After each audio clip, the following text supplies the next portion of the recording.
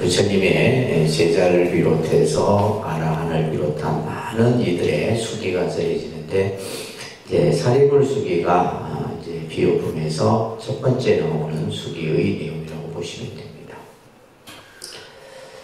자, 먼저 과거의 인연을 밝히는 내용부터 한번 보도록 하겠습니다. 이때 부처님께서 사리불에게 말씀하셨습니다. 내가 이제 전신과 사람들과 사문들과 바라문 등 여러 대중 가운데에서 말하노라.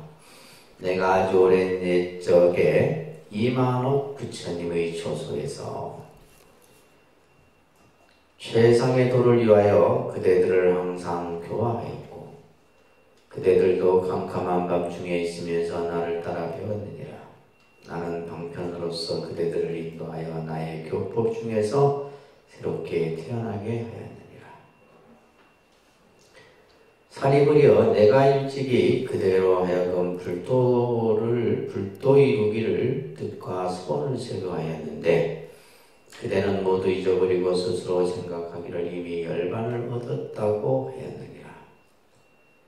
이제 서가모니 부처님께서 사리불로 하여금 안욕다라 삼명삼보리, 여기서 불도를 이룬다는 것은 이제 깨달음을 말하는 거죠. 세상의 깨달음인 안욕다라 삼명삼보리를 이제 그것을 이루고자 서원을 세우게 했었는데, 이 사리불이 이것을 다 잊어버리고 나는 이제 이미 열반을 얻었다. 여기서의 열반은 아라한관을 말하는 겁니다. 이렇게 생각했다 이 말이에요. 그러므로 내가 이제 그대로 하여금 본래의 서원으로 행하리던 도를 다시 영원하게 하려고 다시 이제 본래 세웠던 그 서원을 다시 세우고자 여러 성문들에게 대승경을 설하려고 하노라. 그 이름이 묘법연화경이며 보살들을 가르치는 법이며 부처님이 아끼고 보호하고 마음에 간직할 것이니라. 그래서 우리가 이제 이 법화경이 어떤 경이냐, 여기서 설하고 있는 것처럼 보살을 가르치는 법이고, 또한 늘 부처님이 아끼고 보호하고 마음에 간직한 가르침이 바로 이 법화경이다. 이 내용이 이제 계속해서 반복해서 나옵니다. 그러면서 이제 이 사리불에게 수기를 내리는데, 미래세 화강열애라고 하는 이제 부처가 될 것이다라고 하는 수기를 내리죠, 그죠? 사리불이요, 크게 뭐 어려운 내용이 없어서 좀 한번 읽어봅니다. 그대는 오는 세상에 한량없고 그지없는 불가사의한 겁을 지나면서 수많은 천만호 부처님께 공양하고 바른 법을 받아 지니며 보살의 행하는 도를 갖추어서 마땅히 성불하리라. 자, 우리가 이제 성불하는 그 성불의 조건을 얘기를 하고 있죠. 여기서 지금 성불의 조건은 사리불이 이미 한량없는 시간을 지나오면서, 그죠? 많은 부처님께 뭘 하고 공양을 올리고, 또한 부처님의 바른 법을 지니면서 보살의 행을 이미 이제 다 갖추었기 때문에 이제 성불을 할 수 있다라는 이제 그 수기를 내리는 거예요. 그 이름은 화강열애라. 다음 생에 이제 미래의 부처가 되는데, 그 부처님의 명호가 화강열애라는 부처님의 명호입니다. 응공 정변지 면행조 선서 세간의 무상사 조정부 천인사불 세존이라 합니다. 그러니까 제일 먼저 나오는 것이 이제 이 수기의 형식 가운데 제일 먼저 나오는 것이 불명, 그죠? 부처님의 명호가 먼저 나와요.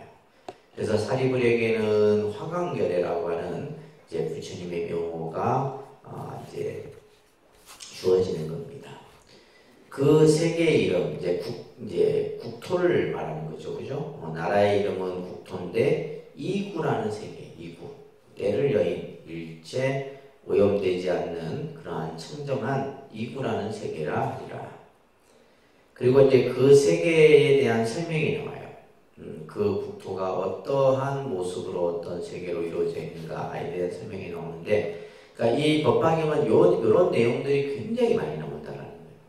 좀 지루할 만큼 정도로 많은 내용들이 나옵니다. 이 세계는 땅은 평탄하며 반듯하고 청정하게 꾸며졌으며 안락하고 풍족하여 천신과 인간이 매우 많으리라. 이 세계는 유리로 땅이 되고 8갈래 길이 있는데 황금줄로 길가에 경기를 치고 길 옆은 칠고로 된 가로수가 있어 꽃과 과일이 항상 열려 있으리라. 그러니까 말 그대로 이제 뭐야, 아름다운 국토죠, 그죠?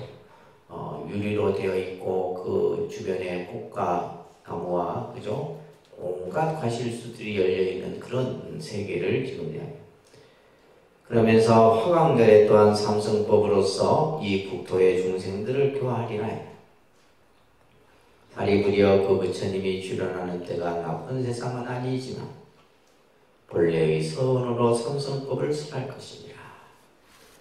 그때의 겁의론, 이 국토가 이제 만들어지고 화강결이라는 부처님이 계셨던 그 시대, 겁의 이름을 이제 겁명이라고 합니다. 겁명. 그러니까 겁은 이제 시간을 얘기하죠, 그죠? 그 시간의 이름은 대보장엄이라 하잖아. 그래서 이제 이 수기는 보면 첫 번째 불명이 부처님 명호가 나오고, 그 다음에 나라의 이름 국명이 나오고, 또 그 국토에 대한 설명이 나오고, 그 다음에 그 시간의 이름이 나오고, 이런 것들이 이제 수기의 전형 아주 형식입니다. 어째서 대보장엄이라 하느냐면 그 나라에는 보살로서 큰 보배를 삼기 때문입니다. 그 보살들이 한량없고 그지없고 불가사의하여 산수나 비유로도 헤아릴 수 없으며 부처님의 지혜가 아니고서는 알 수 있는 사람이 없으리라. 그래서 이 세계는 뭐요? 보살들이 가득하여 그 보살의 행을 닦는 이들이 한없이 많다 이 말이에요. 그들이 어디를 가려고 하면 보배로 된 연꽃이 팔을 받들 것이니라. 근데 보살들이 예디면 길을 갈 때마다 그 한 걸음 한 걸음 내딛는 곳에 전부 연꽃이 이렇게 피어올라서 그 보살들이 가는 길을 다 이렇게 이제 연꽃으로 장엄한다 이 그 보살들은 처음으로 발심한 이들이 아니고 초발심 보살들이 아니다 이 말이야. 이미 오래전부터 뭐요? 공덕의 근본을 심었다. 한량없는 백천만억 부처님 조소에서 또한 청정행을 닦아서 여러 부처님의 칭찬을 받는다. 그래서 보살은 항상 뭐요? 부처님의 칭찬 공덕을 받는 이들이 보살이에요. 그래서 이 보살들은 늘 보살행을 닦고 공덕을 짓고 그죠? 이러한 행을 쉼없이 하는 이들입니다.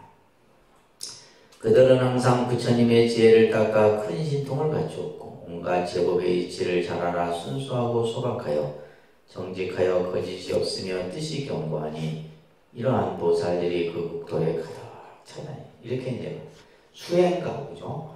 신심과 원력이 충만한 이런 보살들이 이 세계에 가득 차 있다는 거예요. 그러면서 사리부리여 이 화광불의 수명은 12소급이다. 이제 부처님의 불수명이라고 해요. 부처님의 수명. 그 수명이 이제 몇 급이냐? 12소급이다. 한량없는 시간이죠. 그죠? 그러면서 왕자로 있으면서 성불하기 전의 세월은 제외한 것이니라.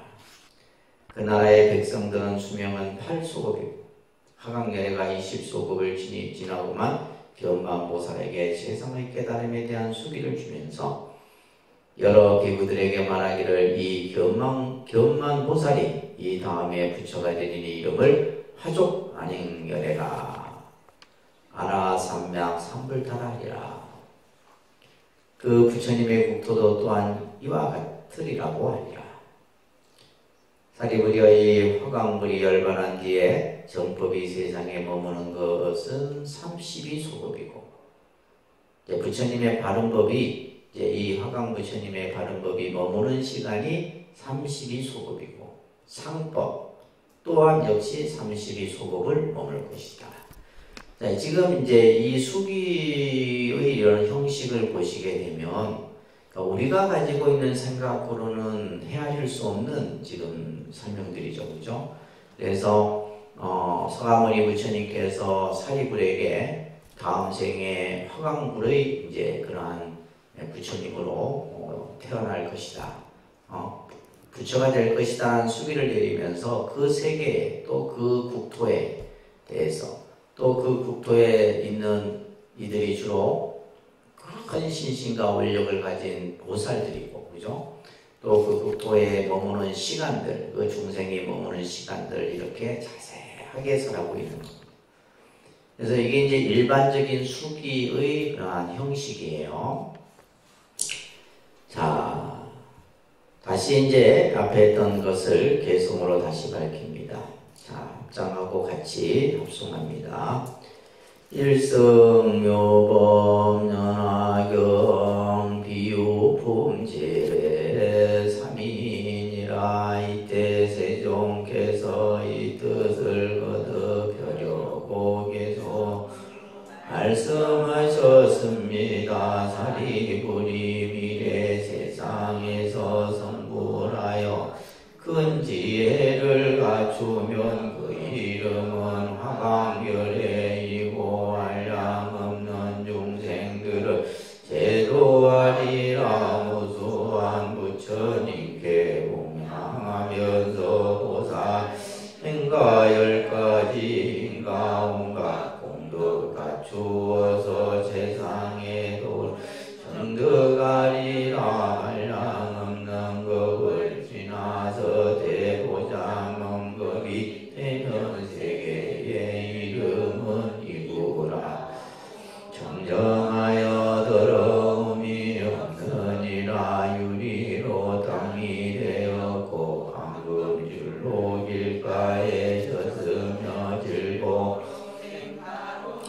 때는 언제나 꽃과 이리 가득하리라. 그 나라의 보살들은 생각이 항상 경고 신통과 바람 일가를 모두 갖추었으며 무수한 부처님 처소에 보살의 도를 배우리니 이러한 보살들은 모두 화강열애가 교화한 이들이 그 부처님은 왕자가 되었다가 나라와 영화를 모두 버리고 제후의 몸으로 출화하여 성불하리라. 화강 세상에 머무는 수명이 12소급이고 그 나라의 백성들은 수명이 8소급이며 그 부처님이 열반하신 뒤 정법이 세상 어무는 32소급 동안 많은 중생들을 제도하고 정법이다. 이에는 산법도 32소급이 되니 사리를 널리 유포하여 전신과 인간의 공양을 받으리라. 화강불회하시느니 이와 같으며 그 양쪽 전 부처님은 훌륭한 짝이 없나니 그는 곧 그대의 목리니 마땅 경사스러워하고 기뻐할지니라. 자, 수기라는 것이 어떤 건지 아시겠죠? 그래서 수기는 미래 성불에 대한 예언이다. 그래서 이제 우리가 성불을 하기 위해서는 이제 이게 사실은 금생의 수행만 가지고는 되는 게 아니에요.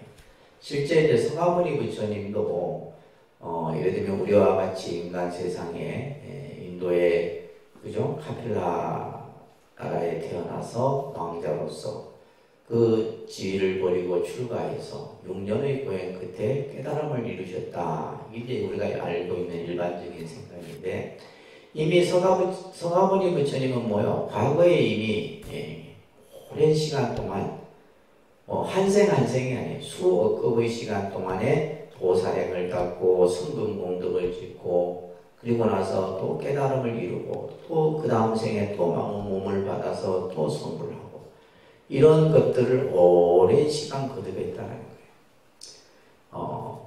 마찬가지로 이제 이 사리불 또한, 그죠? 이 화광열애라고 하는 부처님이 될 것이다라는 수기를 받기까지는 이미 오랜 시간 전에 많은 공덕과 수행과 그러한 원력을 갖췄기에 이러한 이제 성불의 수기를 받게 되는 것이다라는 것을 우리가 이제 이제 실제 이 법화경이 사실은 이제 이 수기의 어떤 절정의 내용이 설해지는 것이 법화경이에요. 그래서 법화경 이후에는 수기에 대한 내용이 점점 없어져요. 법화경은 이제 초기 대승경전이거든. 그러면 이제 중기 대승경전이 이제 나오는 것이 뭐냐면 이제 열애장 사상이라든지 불성 사상 이런 것들이 나와요. 그래서 열애장이나 또 유식이나 이런 어떤 이제 마음과 관련된 이런 이제 말씀들이 설해지는데 거기에서는 이제 뭐라 설해져요? 이미 성불의 인을 가지고 있다. 예를 들면 닦아서 예를 들면 부처가 되는 것이 아니라 이미 뭐요? 이미 성불의 인을 갖추고 있다. 그러다 보니까 이제 수기가 굳이 뭐요? 설해지지가 않는 거예요.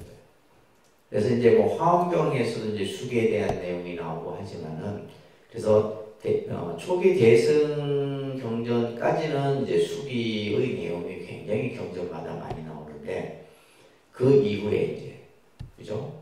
그러니까 무슨 사상? 불성 사상. 그 다음에 열애장 사상. 이런 사상들은 이제 중기 대승에서 나오거든요. 거기에서 나오면서 이제 뭐예요? 이제 수기에 대한 개념들이 점점 이렇게 약해져 간다는 것을. 그러니까 우리가 예를 들면 어떻게 성불하느냐, 우리 중생이 어떻게 성불하느냐라고 했을 때, 그죠? 예를 들면 이 수기의 내용까지는 뭐냐면 성근 공덕을 짓고 보살행을 닦아서 원력을 세우고 그러면서 반드시 그냥 성불하는 것이 아니라 부처님이 성불의 수기를 내리고 또 다음 부처님이 성불의 수기를 내리고 이런 식으로 이제 성불의 인연이 됐단 말이에요. 근데 이제 아까도 얘기했듯이 이미 우리 마음 안에 뭐요? 성불의 종자를 가지고 있기 때문에 그 다음부터는 이제 뭐요? 그것만 스스로 깨달으면 되는 거예요. 깨달으면 이미 바로 성불이 되는 이러한 내용들이 이제 설해지게 되는 겁니다. 이해되세요? 자, 그러면서 여러분들 98쪽에 보시면 그때 사부대종인 비구 비근이 우바세 우바이 천신용 야차 건달바 아수라 가루라 긴다라 마우라 가들은 사리불이 부처님 앞에서 최상의 깨달음에 대한 수기를 받는 것을 보고 마음이 기뻐서 한량없이 즐거워했다. 예, 얼마나 많은 대중들 앞에서 지금 제일 첫 번째 누가 먼저 수기를 받아요? 사리불이 수기를 받는 것을 보고 모든 그죠? 대중과 팔부 신중들이 전부 이제 한량없이 기뻐했다는 거예요. 그리고는 제가 기몸에 입었던 우선을 벗어서 부처님께 공양해요. 채석천왕과 범천왕들도 무수한 천자들과 함께 아름다 하늘의 옷과 하늘의 만다라 꽃과 마하 만다라 꽃들을 부처님께 공양합니다.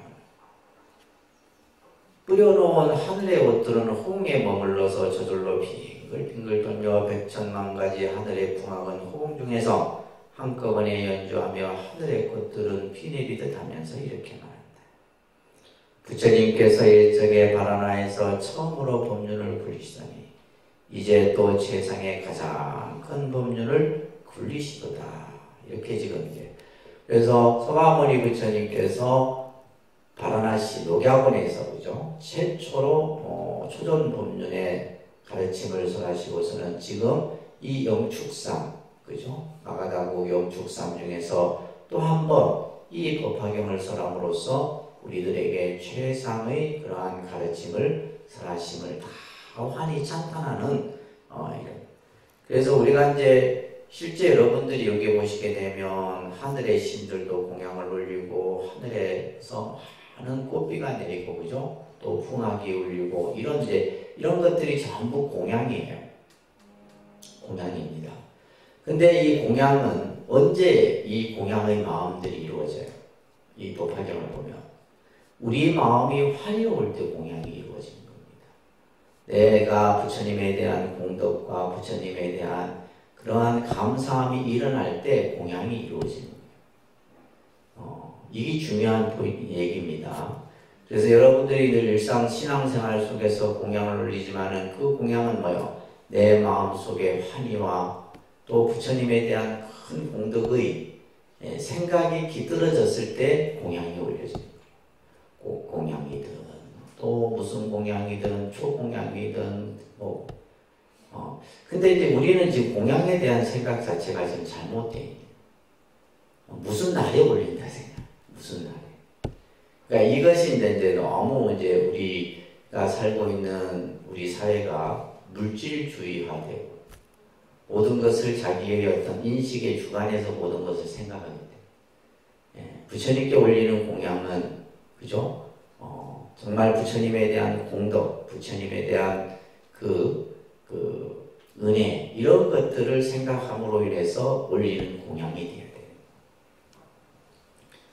아시겠습니까? 네. 이 지금 이제 법화경이 이제 계속 보시면 나오겠지만은 공양의 장면들이 굉장히 많이 나와요.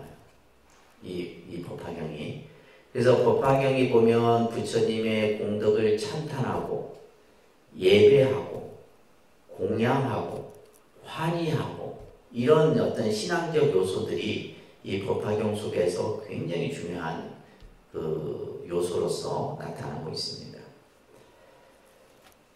이때 여러 천자들은 이 뜻을 거듭하려고 다시 개성으로 말하죠. 옛적에 바라나에서 4가지 진리의 법륜을 부리시며, 그죠? 4가지 진리의 법륜은 뭐예요? 사성제의 가르침을 말하는 거예요. 그죠? 고집멸도.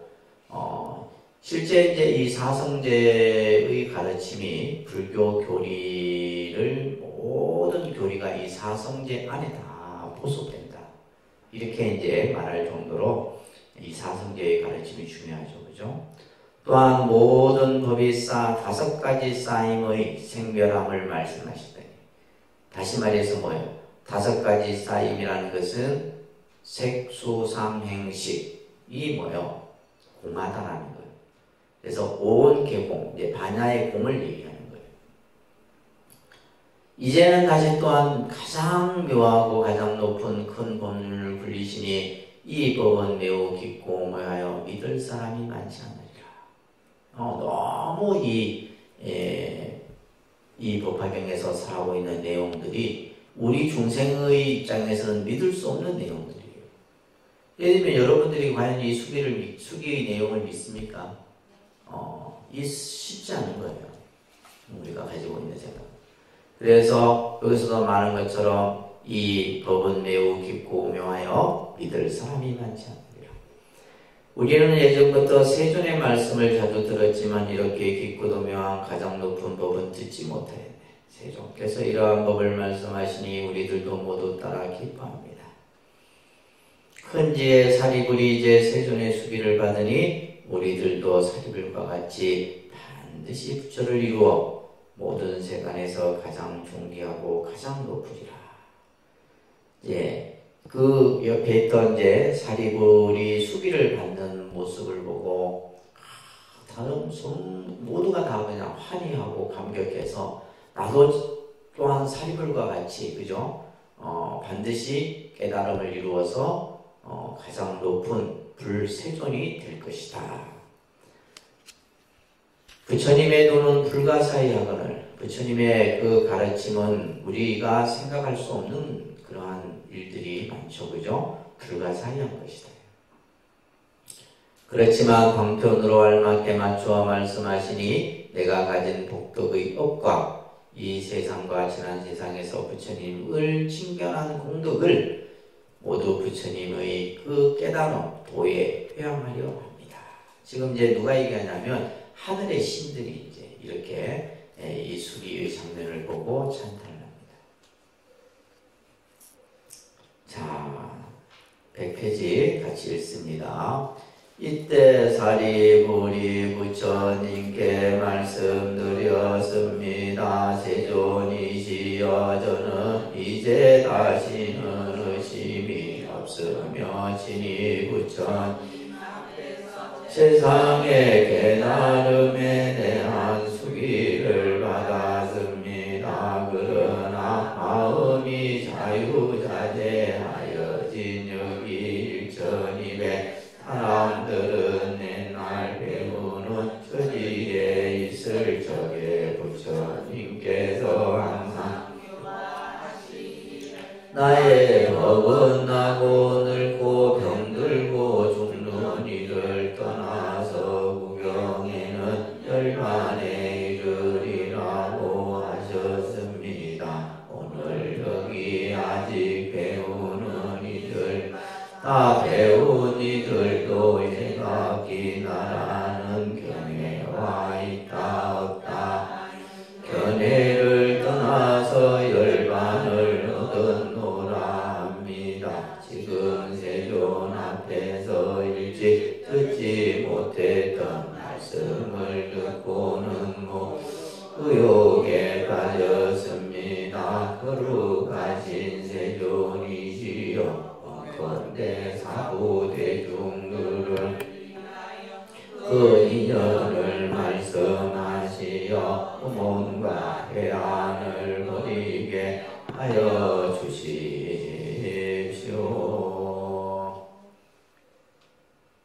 사리불은 이제 부처님의 로부터 수기를 받고 나서 이제 자신이 가졌던 그죠? 그 의심이 뭐였어요? 왜 부처님은 보살들에게만 이러한 최상의 법을 말씀해 주시고 우리들에게는 이런 말씀을 해 주시지 않았을까? 이런 이제 의심이었죠. 근데 이제 부처님 앞에서 내가 최상의 깨달음에 대한 수기를 받았잖아요. 그죠? 바로 최상의 깨달음에 대한 수기가 부처가 될 것이다. 그죠? 미래세의 부처가 될 것이다 라고 하는 예언을 받은 거예요. 그러나 마음이 자유자재하여진 여기 1200 사람들, 1200 제자들을 말합니다. 성문 제자들을 말해요. 이때 이 제자들은 부처님께서 항상 이들에게 말씀하시기를 뭐라 했냐? 나의 법은 나고 늙고 병들고 죽는 일. 생로병사를 떠나서 구경에 열반에 이른다. 다시 말해서 생사를 벗어나는 생사해탈법을 얘기하셨다 이 말이에요. 우리가 이제 생사해탈법이라고 합니다.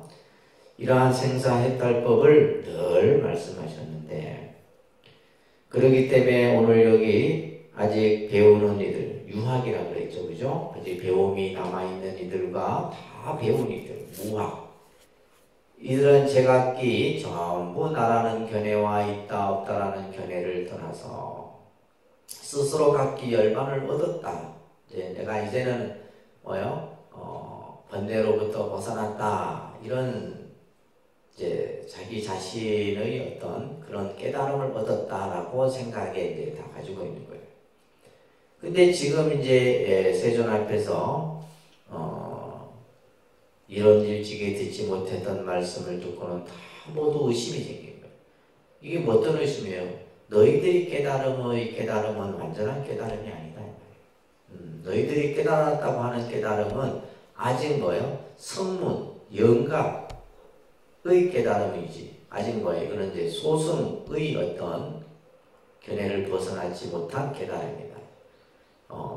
지금 부처님께서 뭘 얘기했어요? 일승법을 얘기했잖아요. 일승법. 이 일승법을 듣고는 뭐예요? 이 제자들이 전부 뭘 가지고 내가 깨달은 깨달음이 진정한 깨달음이 아니었구나. 이런 생각을 다 가지게 됩니다. 여기에 대한 대중들에게 의문과 회한을 풀어달라. 버리게 해달라는 이제 사리부리 부처님께 청을 하는 겁니다. 법을 청하는 거예요. 자, 여기에서 이제 여러분들이 꼭 기억해야 될, 우리가 이제 이 비유품은 말 그대로 뭐요?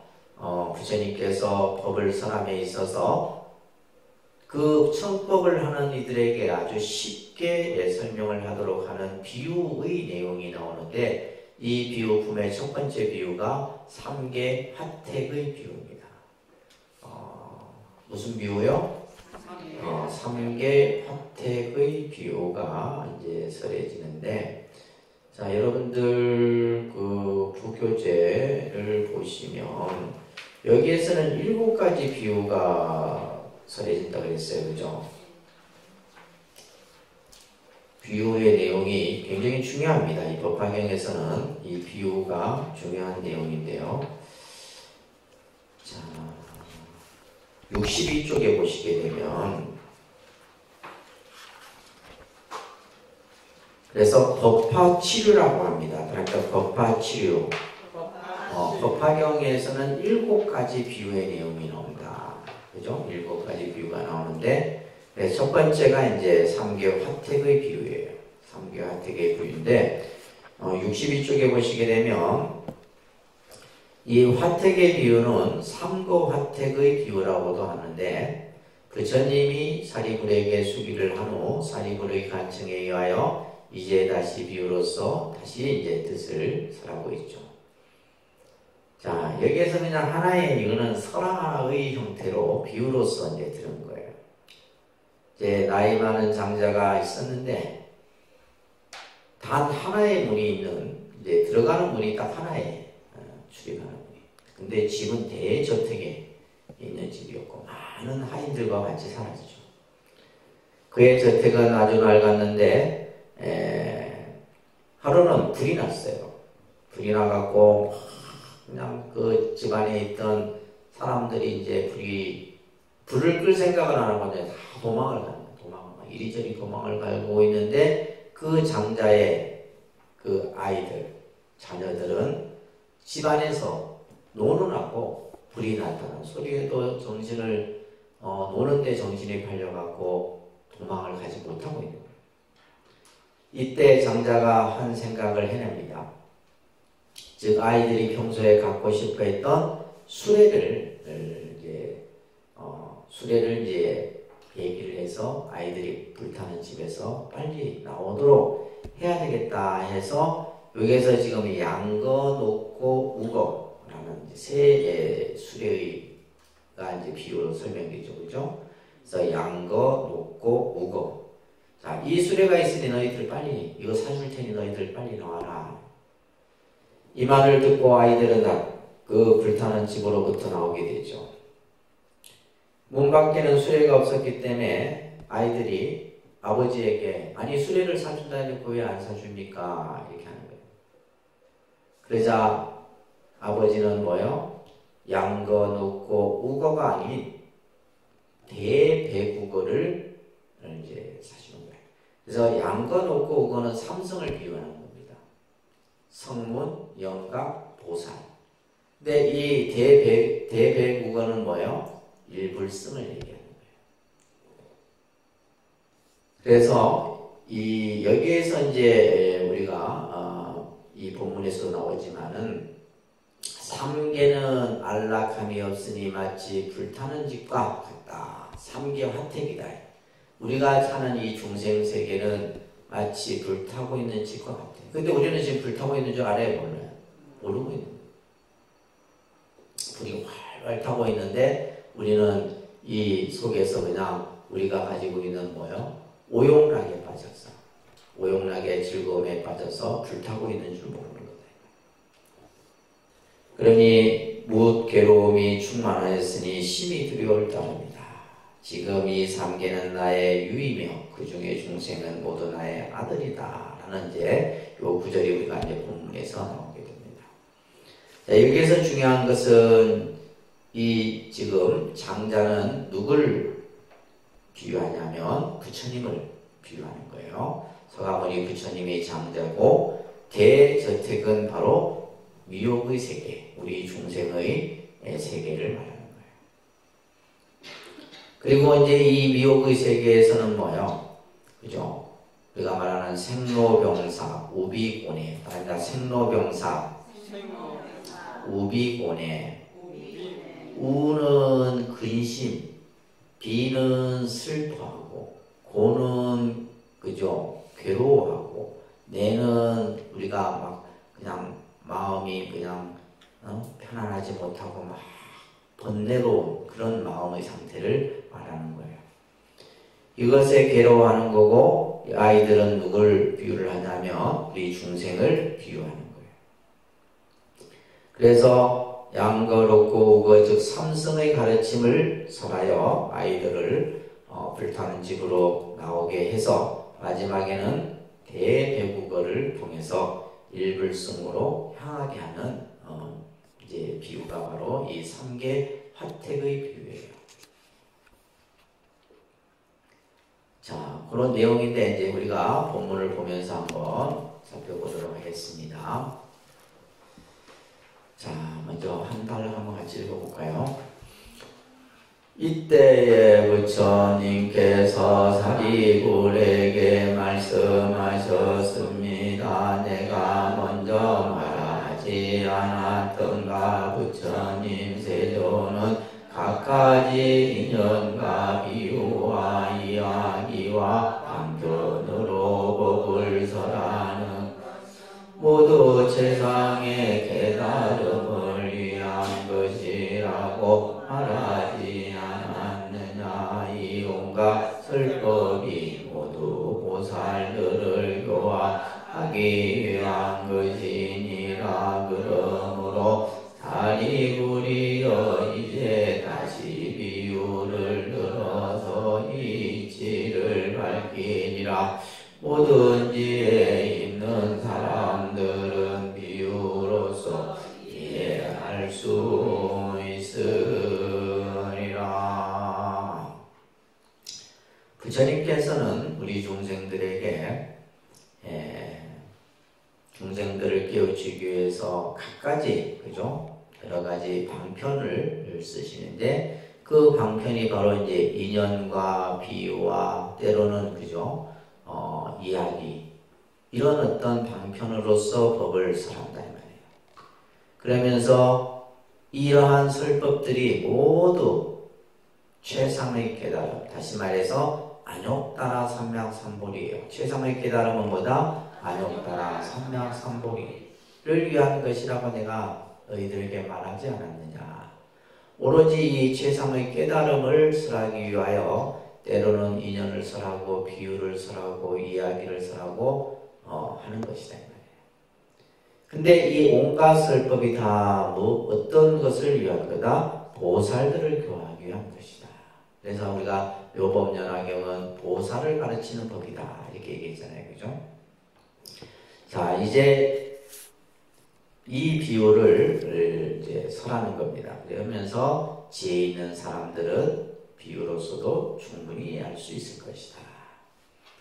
사리불이여 예컨대 어떤 나라의 한 마을에 큰 장자가 있었는데 나이는 늙었으나 재물이 한량없이 많고 전당과 가옥과 고용인들과 시종들이 많았다. 그 집이 매우 크건만 출입문은 오직 하나뿐이고 그죠? 식구가 많아서 100에서 200 내지 500인이 그 안에 살고 있었다. 집과 누각은 낡았고 담과 벽은 퇴락하고 기둥은 썩고 대들보는 기울어졌는데, 자 이렇게 이제 오래된 저택이에요. 우리 이제 중생 세계가 이제 마치 이제 이 시간이 지나면서 우리가 이제 집도 그렇고 우리가 살고 있는 이 지구도 점점 그죠 병들어가고 쇠화가에 가잖아요. 영원한 것이 없는 거예요. 영원한 것이 없다는 것을 상징적으로 표현하고 있죠. 그러면서 어느 날 갑자기 이제 사면에서 불이 일어나서 전부 그 많은 건물들이 타고 있었다. 그때 장자의 자제들은 10명, 20명 내지 30명이 그 집안에 있었다. 장자는 큰 불이 사면에서 타오르는 것을 보고 크게 놀라 이렇게 생각하였다. 나는 비록 이 불난 집에서 무사히 나왔으나 자식들은 아직도 불난 집에서 놀기만 좋아하는구나.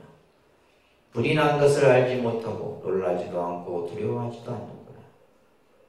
불길이 몸에 닿아 고통이 극심할지라도 싫어하거나 걱정할 줄도 모르고 집에서 나오려는 생각도 하지 않는구나.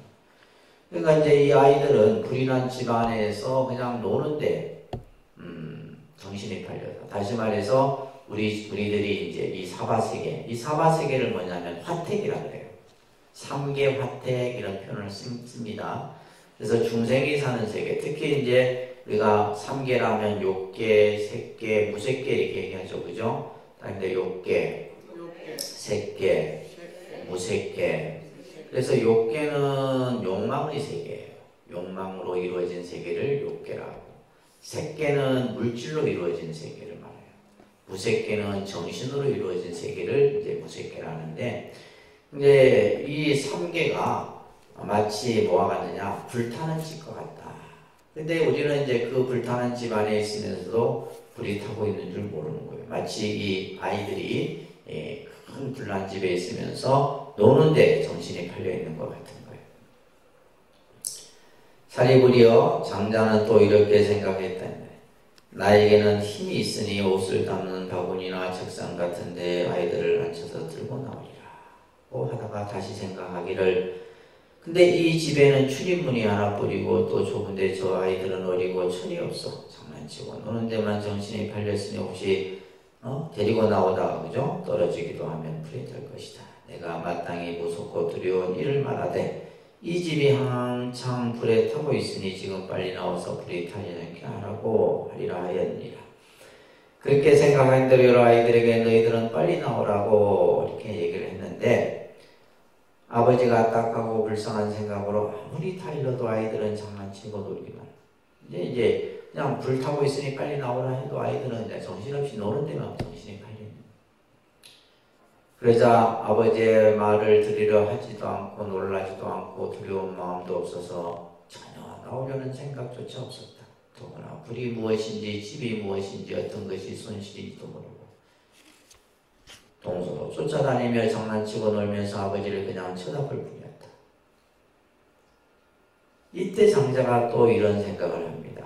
이 집은 벌써 불이 크게 타고 있는데 나와 자식들이 이때 나가지 아니하면 반드시 타버릴 것이다. 내가 방편을 내어 여러 자식들로 하여금 피해를 입지 않게 하리라. 그래서 이제 여기서 이제 방편을 쓰시는 거죠, 그죠? 그냥 불이 타고 있으니까 나오라니까 나오질 않는 거예요. 그래서 이제 장자는 아이들이 평상시 늘 그냥 사달라고 졸랐던 그 이제 장난감의 물건을 이제 생각을 해낸 거죠. 그래서 이제 아이들에게 이렇게 말합니다. 너희들이 좋아하고 가지고 싶어하던 희귀한 장난감이 여기 있는데 너희들이 지금 와서 갖지 않으면 나중에 반드시 후회하리라. 그래서 좋은 양이 끄는 수레를 양거라고, 사슴이 끄는 수레를 놓고 소가 끄는 수레를 우거. 이 세 가지 수레가 있다. 그러니까 너희들이 이제 빨리 나와서 너희들이 갖고 싶은 대로 이것을 주겠다 얘기한 거예요. 이때 여러 자식들은 아버지가 말하는 장난감이 마음에 들었으므로 매우 기뻐하고 서로 밀치고 앞을 다투어 가면서 별다른 집에서 뛰쳐나왔느니라.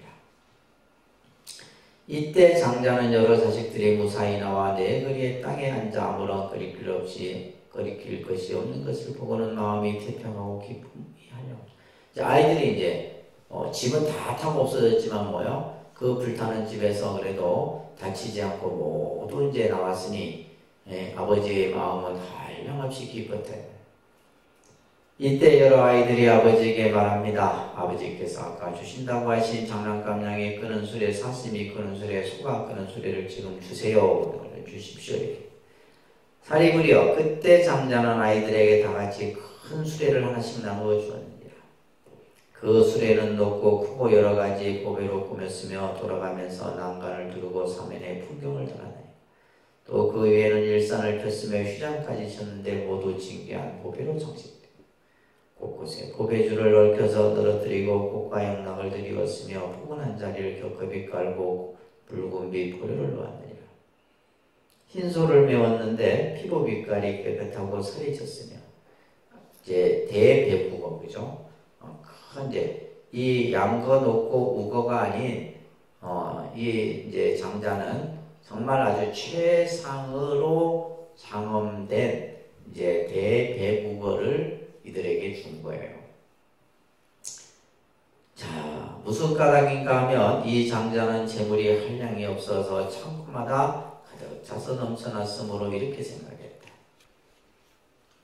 여기서 이제 이 장자의 재물은 뭐냐면 바로 우리가 이제 이 장자는 누구라 그랬어요? 부처님이라.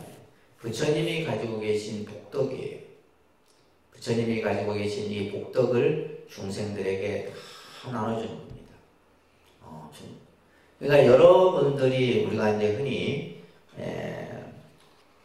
여러분들이 쌓은 공덕을 여러분들만이 갖는 것이 아니라 나와 가까운 이들에게 그 공덕을 다 나눠줄 수가 있는 거죠.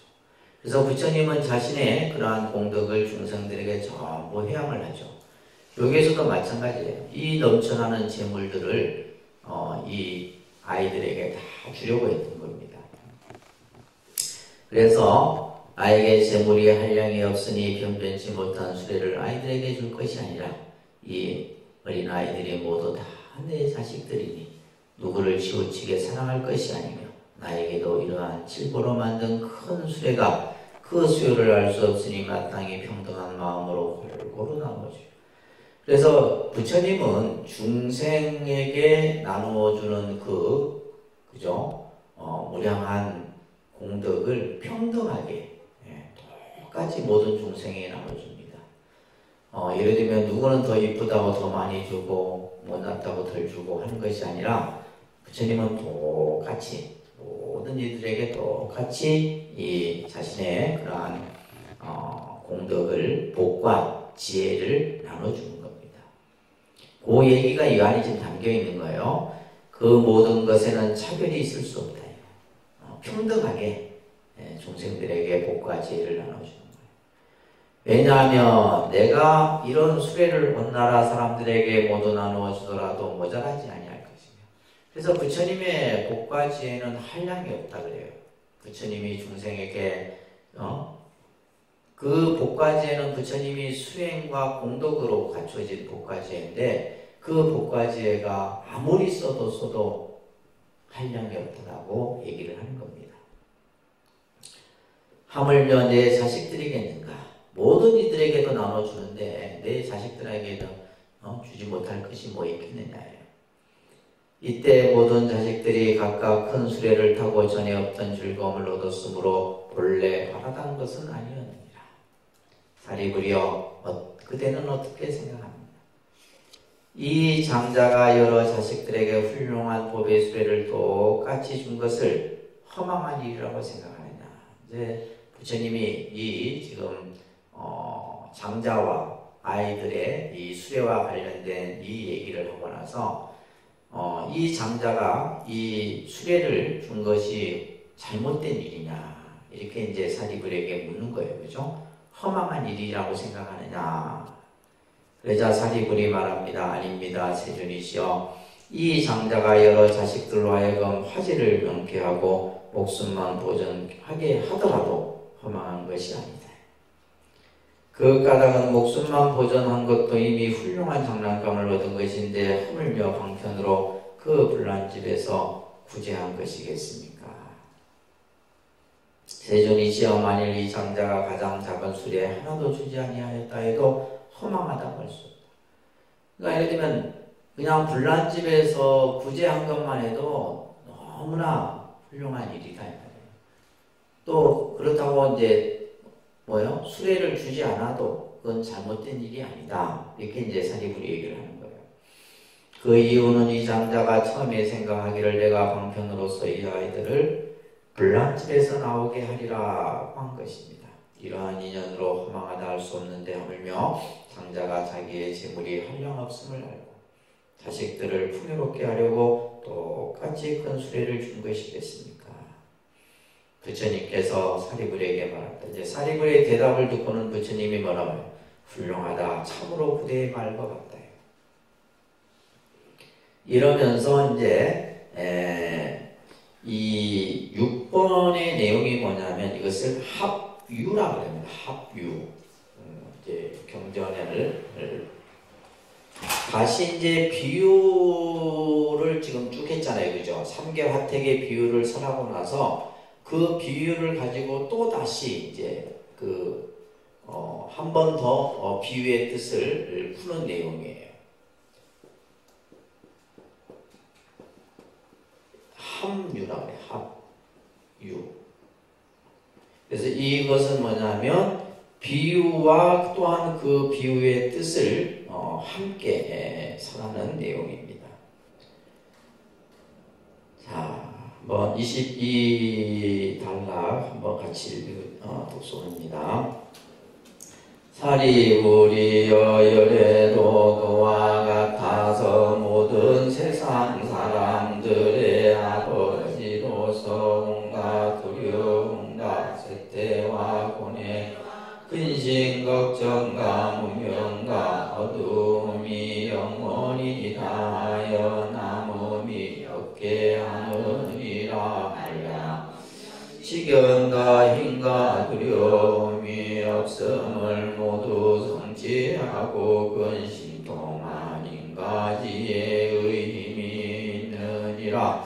방편과 지혜 바람일과 대자 대비를 모두 구속하여 언제나 게으르지 않고 항상 좋은 일을 구하여 모든 중생을 이롭게 하느니라. 그래서 삼계의 낡고 썩은 불난집을 벗어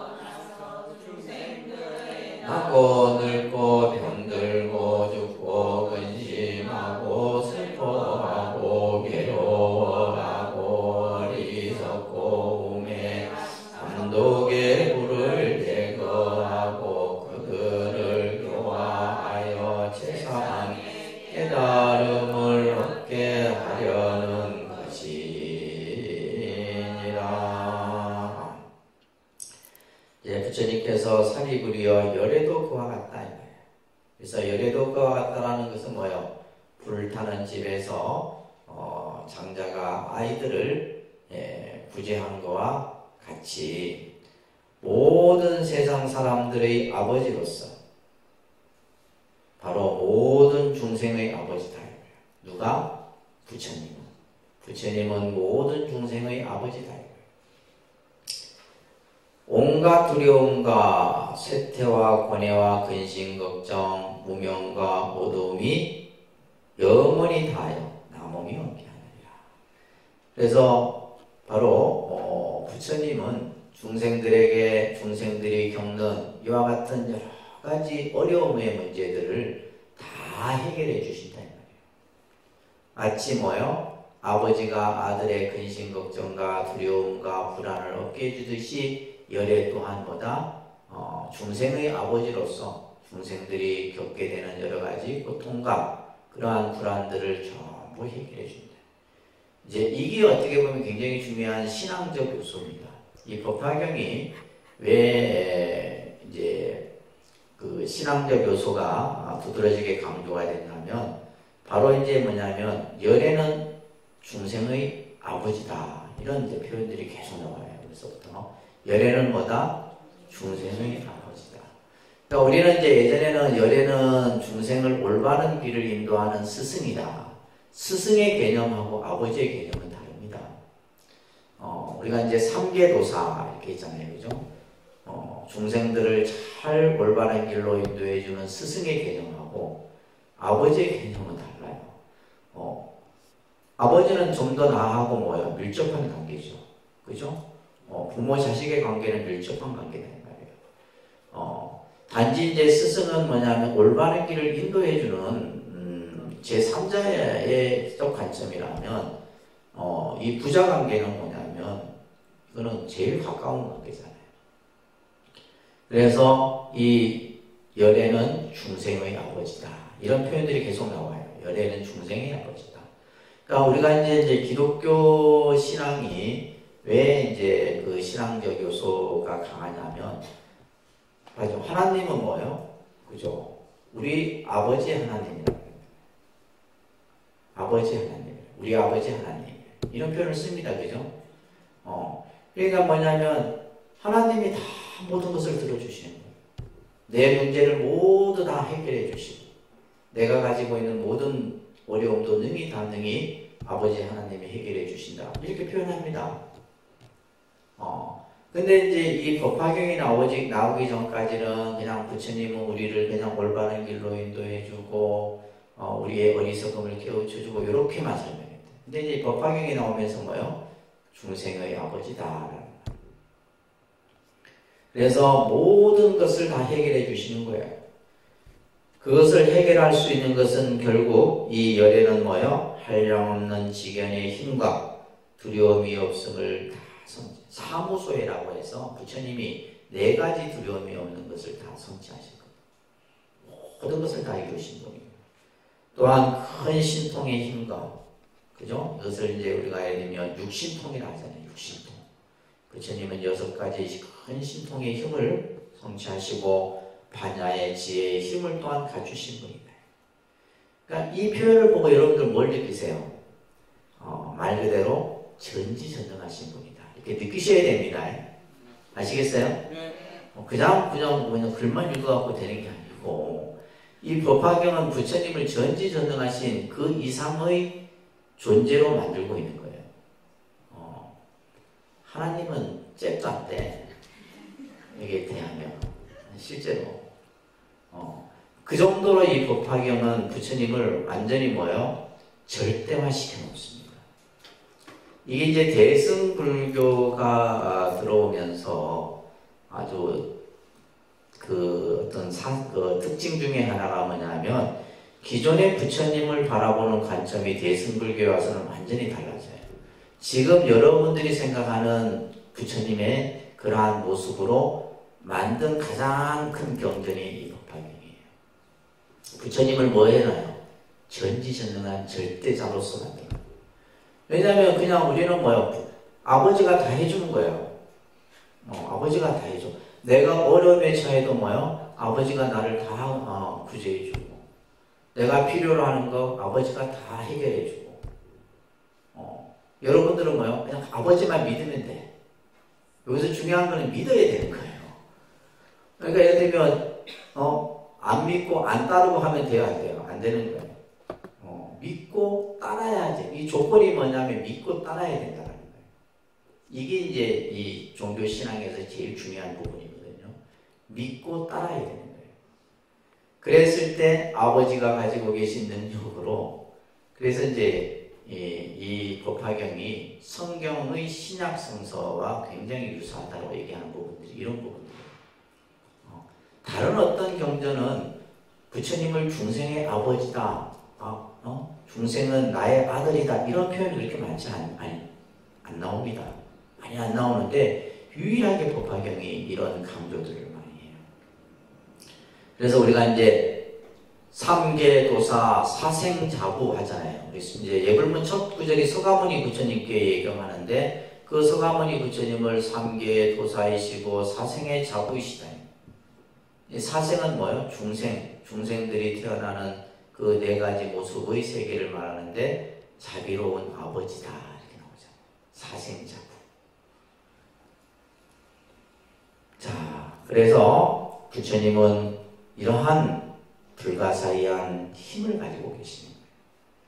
방편과 지혜, 바람일과 대자, 대비를 다 부족했어요.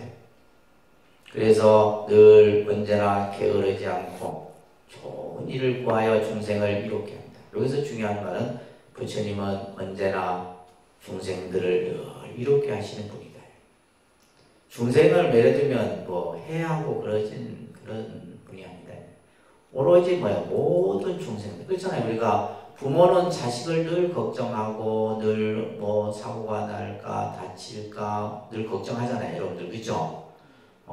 그리고 늘 이익되는 일만을 생각한다 이 말이에요. 마찬가지로 부처님 또한 중생들에게 그와 같은 마음을 늘.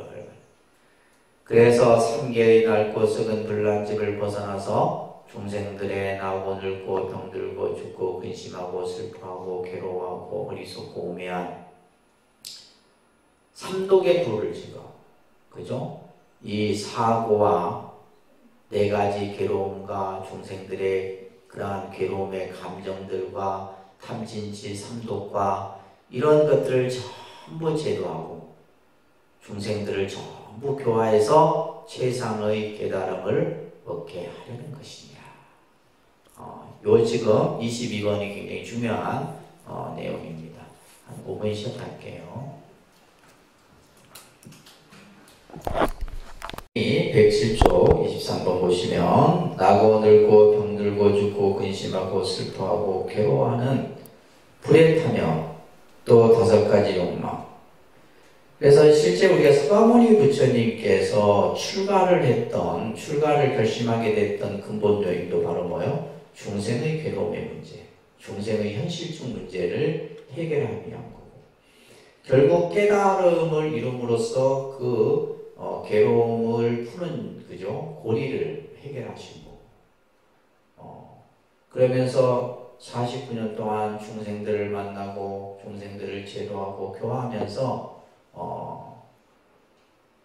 많은 이들에게 이러한 어떤 진리의 말씀을 설해 주신 거죠. 그죠? 여기에는 전부 이와 같은 우리의 중생들이 겪는 여러 가지 고통의 문제, 괴로움의 문제, 이런 것들, 또 욕망과 재물, 그죠? 오욕락이라고 그래요. 이 오욕락이 결국 우리 중생에게는 때로는 달콤한 꿀과 같지만은 때로는 독약과 같은 것이죠.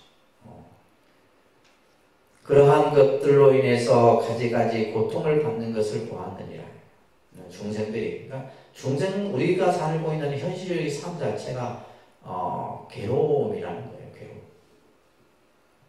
또 탐욕과 집착으로 추구함으로 현세에서 온갖 고통을 받다. 그죠? 욕심과 집착이 결국 우리들의 고통을 일으키는 요인이 되는 거예요.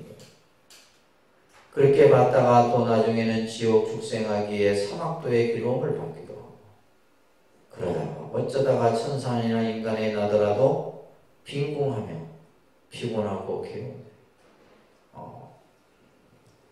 이런 식의 이제 우리의 삶이 괴로움이 끊이지 않는 삶이다라는 거예요. 중생의 삶 자체가.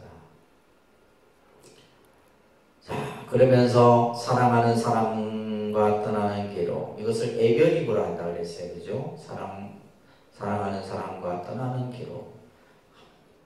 그죠? 누구나 다 이거는 겪잖아요. 다 누구나 한 번씩 겪는 거예요. 결국에는 다 떠나야 되니까. 우리는 떠나야 될 대상들이에요. 근데 이제 그 떠나는 그 고통이 크단 말이에요. 또 미운 사람과 만나는 괴로움, 이것을 원증해보라 그러죠. 그죠? 만나면 안 되는 사람은 꼭 만나게 돼요.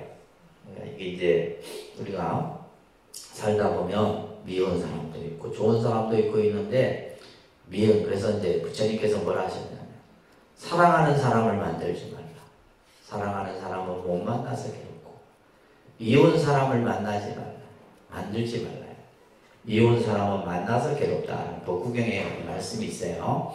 그래서 사랑하고 미워하는 이런 어떤 우리의 어떤 감정적, 그러니까 인간은 감정의 동물이기 때문에 결국은 어떤 대상에 대해서 사랑하고 좋아하고 싫어하고 미워하고, 그러니까 결국 이러한 감정이 뭐예요? 괴로움을 일으키는 가장 근본 요인이 되는 거예요. 이러한 여러 가지 괴로움을 받으면서도 중생들은 그 가운데 빠져서 기쁘게 놀면서 깨닫지 못하고, 그죠? 욕망에 탐착하다 보니까 달콤한, 그래서 여러분들 안수정등이라는 비유 들어보셨죠? 한 나그네가 큰 그냥 성난 코끼리가 쫓아오자 우물 안으로 들어갔는데, 마침 그 우물에 밧줄이 하나가 있어갖고 밧줄을 잡고 매달려 있는 거예요. 위에서는 그냥 아주 그냥 성이 나서 그냥 미쳐 날뛰는 코끼리가 위에서 있고, 밑에 보니까 뭐예요? 뱀이 그냥 4마리 뱀이 혀를 날름거리면서 있고, 마침 그 위에서는 뭐예요? 벌집이 있는데 그 벌집에서 꿀이 떨어지는 거예요.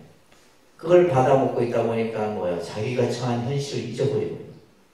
근데 흰지와 검은지가 그 줄을 번갈아 가면서 이제 줄을 끊고 있는 거죠. 이게 뭐 흰지가 검은지가 세월이죠, 세월.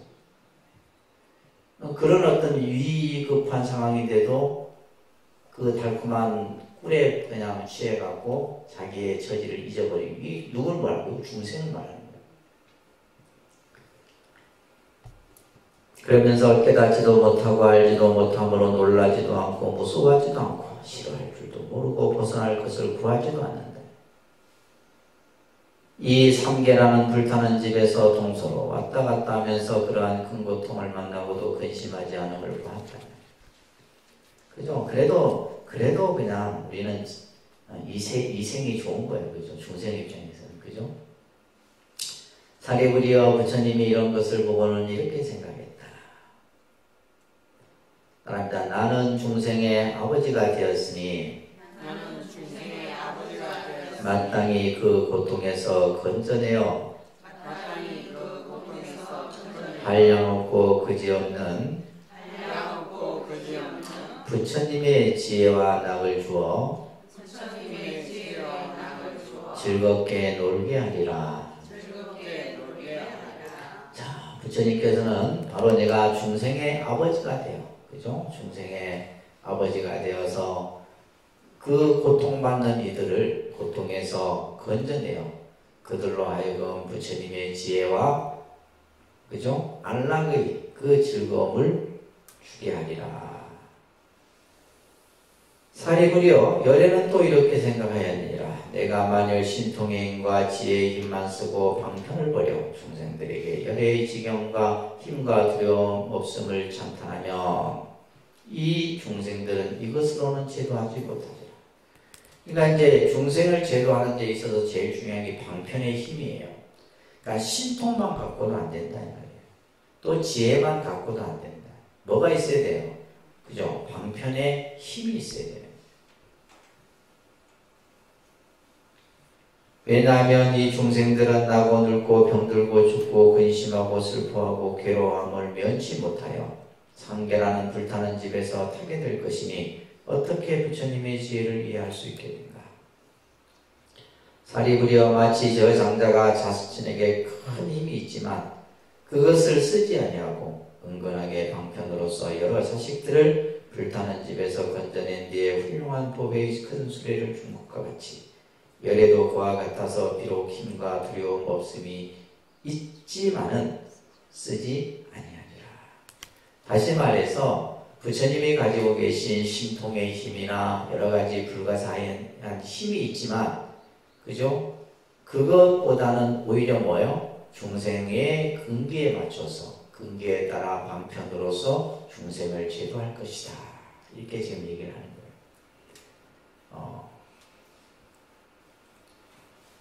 다만 지혜와 방편으로서 삼계라는 불타는 집에서 중생들을 건져내기 위하여 삼승인 성문승, 벽지불승, 일불승을 설하기 위하여 이렇게 말합니다.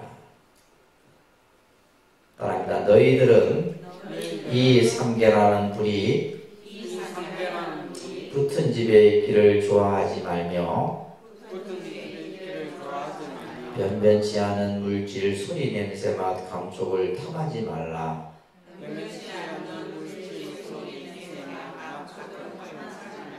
만일 탐내어 애착하면 반드시 불에 타게 되느니라. 그런데 이제 이렇게 부처님께서 우리들에게 말씀하시지만 우리는 뭐요? 이 욕계, 색계, 무색계의 이 삼계라는 이 세계를 늘 벗어나질 못하고 윤회를 하고 있잖아요. 그죠? 그래서 삼계를 육도 윤회한다. 이 얘기를 하는 거예요. 이 삼계 속에서 6가지 세계를 계속 우리는 태어나고 죽고 태어나고 죽고 태어나고 죽고 그러니까 이것을 벗어나는 것을 못 벗어나는 거예요. 벗어나지 못합니다. 그래서 이 불이 붙은 그죠? 화택의 세계, 불타는 집 세계에 있기를 좋아하지 말라 이 말이에요. 여기에서 벗어나려는 생각을 가져야지 우리는 그래도 그래 괴로운 일도 많지만 좋은 일도 안 많겠나 이렇게 생각하셔요. 그래서 여러분들 그렇잖아요. 괴로운 일도 많은데 그래도 좋은 일도 안 많나 이렇게 생각한단 말이에요. 또한 물질, 소리, 냄새, 맛, 감촉 그죠? 이러한 어떤 감각을 탐하지 말라는 거예요.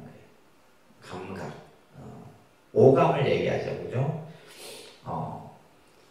색성향 미촉을 말하는 색성향 미촉 이런 어떤 우리의 어떤 물질이나 또 소리나 냄새나 맛이나 감촉에 끄달리지 말라, 탐하지 말라는, 집착하지 말라는 말이에요.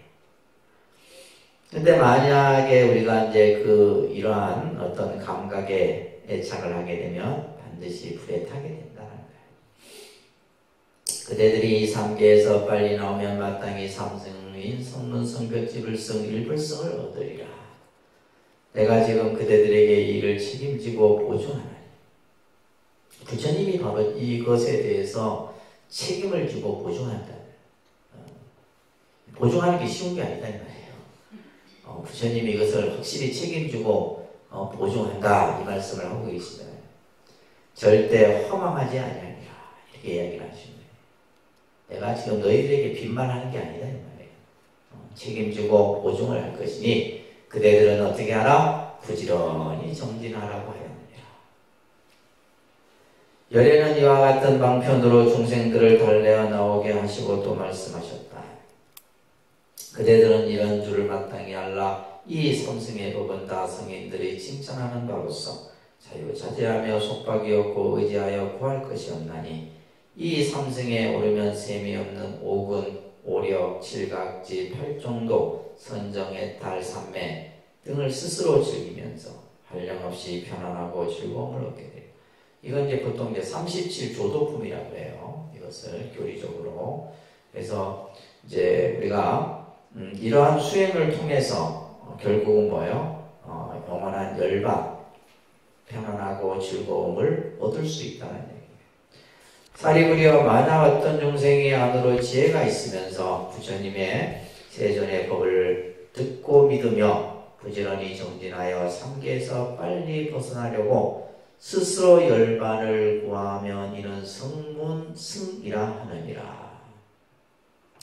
자, 여기에서는 지금 이제 성문, 영각, 보살의 내용을 하나하나 이제 설명을 하고 있어요. 자, 성문승은 뭐냐? 어떤 일을 성문승이라 하느냐 하면 부처님의 가르침을 잘 듣고 믿어. 또한 이것을 잘 부지런히 정진해서 스스로 열반을 구하는. 그죠? 이 열반을, 다시 말해서 아란가를 듣는. 예를 들면 이제 우리가 이제 성문승은 사제의 이치를 깨닫는 일을 성문승이라고 이렇게 얘기를 합니다. 사제는 뭐예요? 고진멸도. 이 고진멸도가 바로 부처님의 가르침을 잘 듣고 배우고 실천해서 궁극의 열반을 얻는 과정을 설하고 있는 것이 사성제잖아요. 그죠? 자, 그래서 성문승이라 하는다. 저 자식들이 양이 끄는 소리를 가지려고 불난 집에서 뛰쳐나온 것과 같다. 만약 어떤 중생이 부처님의 세존의 법을 듣고 믿으며 부지런히 정진하여 자연의 지혜를 구하며, 이제 이 벽지불승은 뭐냐면 저 산속이나 동굴이나 혼자서 자연 속에서 수행하기를 좋아해요.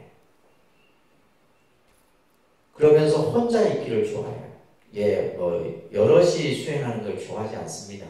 그래서 이제 이 벽지불을 뭐라 하냐면 연각이라고도 하고 혹은 독각이라고도 합니다. 그래서 여러분들께 이제 사찰하면 독성각이 있죠, 그죠? 독성각.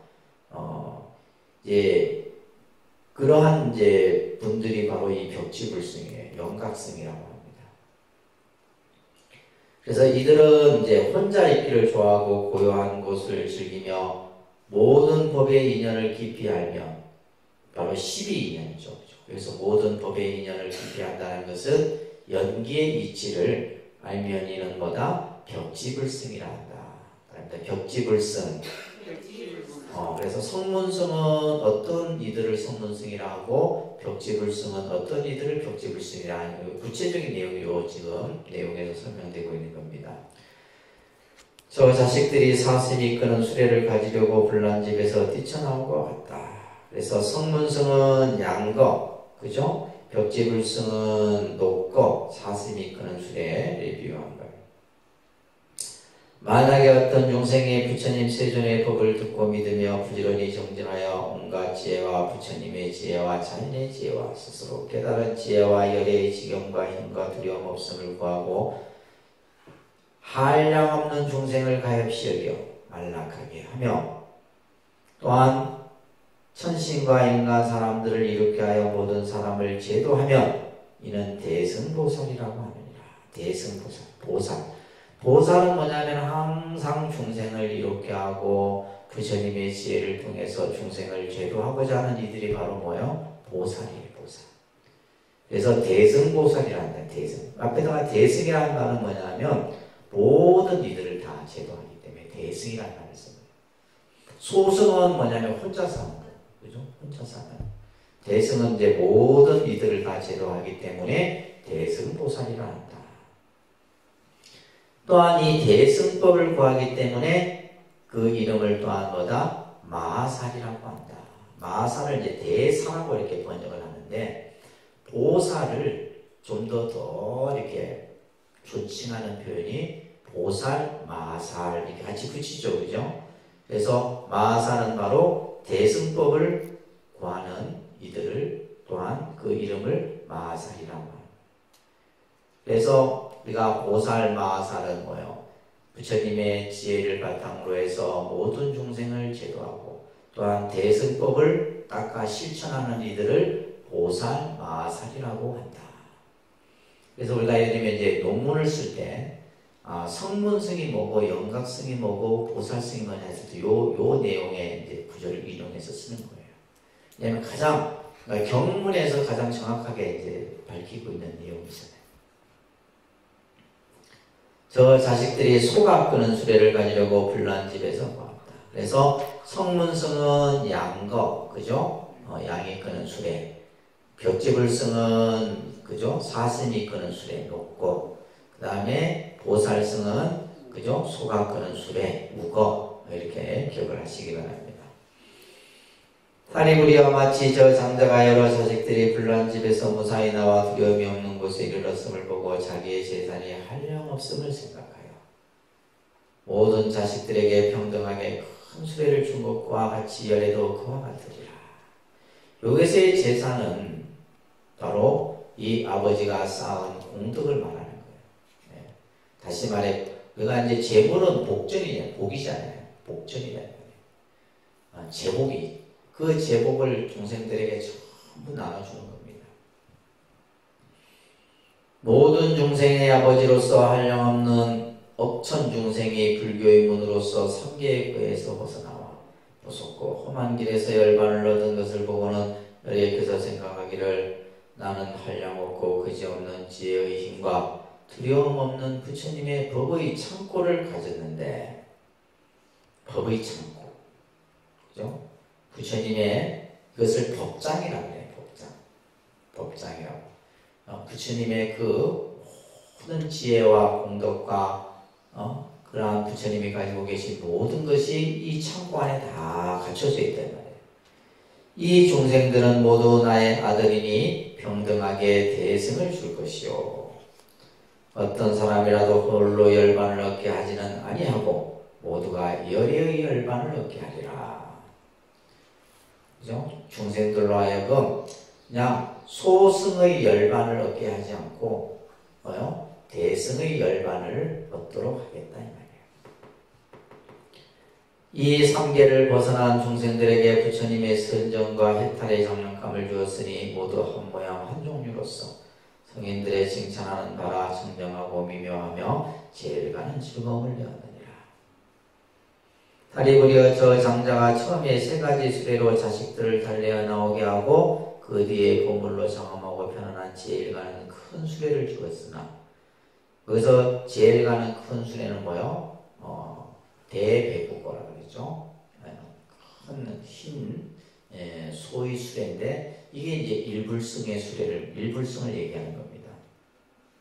그러나 저 장자에게 헛된 말을 한 허물이 없는 것과 같이 열애도 그와 같으리라. 다음입니다. 처음에 삼승으로 중생들을 인도하고 뒤에 대승으로만 제도하여 해탈하게 한 것이 거짓이 아니니라. 그래서 처음에 이제 부처님께서는 중생들을 삼승법을 통해서 공부를 하도록 했고, 그것을 마지막으로 뭐요? 대승을 통해서, 그죠? 대승법을 통해서 중생들을 전부 해탈하게 하였다는 거예요. 왜냐하면 너희에게는 한량없는 지혜의 힘과 두려움 없는 법의 창고가 있어. 모든 중생들에게, 그죠? 모두 대승법을 줄 수 있지만 저들이 능히 모두 받아 지니지 못하느니라. 자, 이 구절이 중요한 구절이에요. 따라합니다. 사리부리여, 이러한 인연으로 부처님이 방편의 힘으로써 일불승에서 나누어 삼승을 말한 줄을 알아야 하느니라. 그래서 부처님께서는 방편의 힘, 그죠? 그래서 부처님은 방편으로 중생을 제도하는 것이지, 부처님은 뭐 신통이나 또 어떤 부처님이 가지고 계신 다른 어떤 힘으로 제도할 수 있지만은 오로지 뭐요? 중생들의 근기에 맞춰서. 그러니까 방편이란 말이 나왔을 때는 뭐냐 하면 근기에 따라서 살아간다는 거예요. 근기에 따라서. 그래서 이제 근기에 따라서 살아다 보니까 뭐요? 성문을 얘기하고 영각을 얘기하고 벽지구를 얘기하고 보살을 얘기하고 그래서 이제 요 셋을 전부 뭐요? 일불승으로 향하게 하는 것이 바로 법화 사상의 핵심이다. 이것을 우리는 그 뭐예요? 회삼기일 이렇게 배웠어요. 그죠? 그다음에 회삼기일. 그래서 삼승을 모아서 일승으로 향하게 한다. 그래서 법화경이 어떤 가르침이냐? 바로 삼승을 일승으로 향하게 하는 가르침이다. 이거 꼭 기억하셔야 됩니다. 그래서 우리가 이제 이 법화경을 공부하게 되면 대승의 마음을 가지는 거예요. 대승의 마음. 그래서 대승의 마음이라는 것은 뭐냐? 나 혼자 수행해서 나 혼자 해탈을 얻는 것이 아니라 내 모든 나와 인연 있는 모든 이들을 다 제도하고 교화하는 것이에요. 그래서 일불승에서 일불승을 나누어 삼승을 말했다. 요 구절이 중요한 구절입니다. 자, 오늘은 여기까지만 하도록 하겠습니다. 점심 공양 장소 다 아시죠?